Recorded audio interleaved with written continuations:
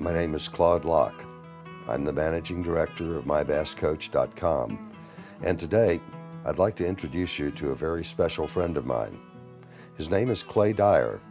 In March of 2006, Clay made his FLW Tour debut on Lake Pickwick in Alabama. In that fishing event, Clay finished ahead of the reigning FLW Tour Championship winner and the reigning Bassmaster Classic champion. They were the holders at that time of the two most prestigious and lucrative titles in all of professional bass fishing. What makes this remarkable rookie accomplishment even more amazing is that Clay was born without any legs, without a left arm, and without a right hand. I've always been a competitor at heart. I've always wanted to win. It didn't matter what I was doing. And when I was young, around the age of 4 or 5, I started out catfishing, and I always thought, well, it's pretty cool to be able to be out in the outdoors all the time and be able to hunt and fish and do those kind of things. I started playing sports then, and started getting more active in sports in my teenage years. And through all the childhood into the teenage years, growing up into being a young adult, I thought, I would love to be able to do something professionally, be able to be a professional athlete. And of course, in all reality, I didn't know if I'd ever be able to get drafted, to play in the NFL or NBA or something, having this kind of physical build.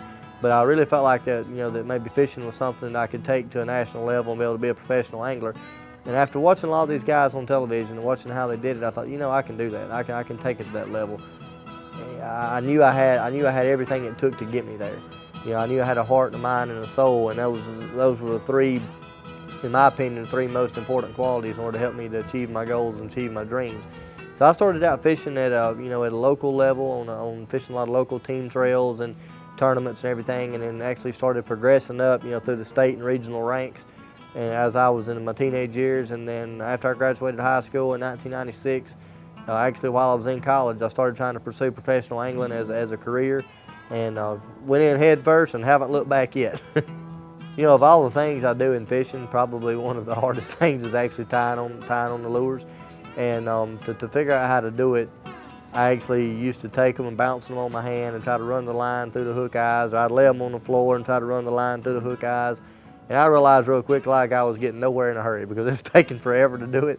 And I thought there's got to be a better way to do this. I started trying to bounce the lure on my hand, put the line in my mouth, and just doing what felt comfortable. And as I kept eliminating, through trial and error and doing what felt comfortable, I was able to figure out, the way of bouncing like I do, taking the line in my lips and using my teeth to guide it through the hook eyelet, and actually taking and looping it, in an overhand knot, and taking the bait and putting it through the loop and then pulling it down tight. And the way I actually finish it up is when I get the actual knot almost completed, and I take the hook point and stick it in my hand, and take the line and put it in my mouth, or take the hook and actually put it in my teeth, and take the line, wrap it around my hand, and pull it down tight. And just about every time it gets ugly. We draw some blood just about every time we do it.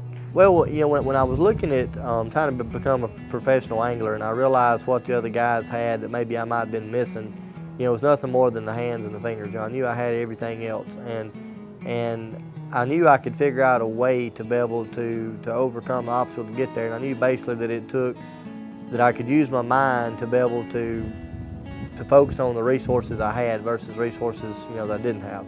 It'd been very easy for me to look down and say, okay, I need 2 hands, I need 10 fingers to be able to tie the knots, throw the reels, drive the steering wheel when I'm driving the boat, all those things. But at the same time, I knew I had a mind that would focus on the resources I had, which was, having the heart to be able to put the passion towards being able to stay determined enough to figure out how to do it. I thought, well, I may not have the same resources everybody else has, but I've got the mind to be able to focus on it. I've got the heart to be able to have the passion to figure it out. Whenever I go to make the cast, the way I prepare myself to cast is I lock the rod handle in between my collarbone and my jawbone in a socket like that, and apply the pressure to the reel with my chin to disengage the line button, and then I actually put my bottom lip on the line to feather the line to keep it from going out. I take my arm and brace under the rod, and it actually starts into it looks much like a golf swing, where I pivot my upper body, from side to side or from front to back, to be able to get the rod, the rod momentum started to actually get the lure speed and everything, that I need to get the lure going in the direction I need it to. And then I actually use my bottom lip to take the pressure off the reel spool where the line can accelerate out, and I feather the speed of the spool by my lip by applying pressure to the line. And so therefore I just tried to keep focused on what I had and to be able to how to maximize my potential to be able to get to where, to get to where I wanted to be at. I think a lot of times people wonder how I've gotten to where I'm at in life. And the big thing that I've always tried to do is focus on that I had a heart and a mind and a soul to be able to accomplish the things I wanted to do. And with me, to me, of heart, I want to have the dedication, the perseverance to be able to overcome the obstacles that are setting forth in front of me. Everything from learning how to do, such as writing, such as throwing football, such as making telephone calls on my cell phone, doing the little things I need to do. All that has had to come from the passion of wanting to figure out how to overcome those things and be able to put the determination and the perseverance and just to keep on keeping on until I figure out a way to make that work. The next time you have an obstacle standing in front of your dream that's keeping you from living your dream, remember to have the perseverance, have the heart to keep on trying and not ever give up. Also remember to focus on the resources you have versus the resources you're missing. And when you can apply those two things to your life, always remember to have the faith in yourself and the faith in God that He's giving you the strength to be able to overcome anything that any of these obstacles that may be in your life. Now I promise you, if you'll take and you'll apply these different principles in your life, you'll be able to overcome any kind of obstacle that may be facing you.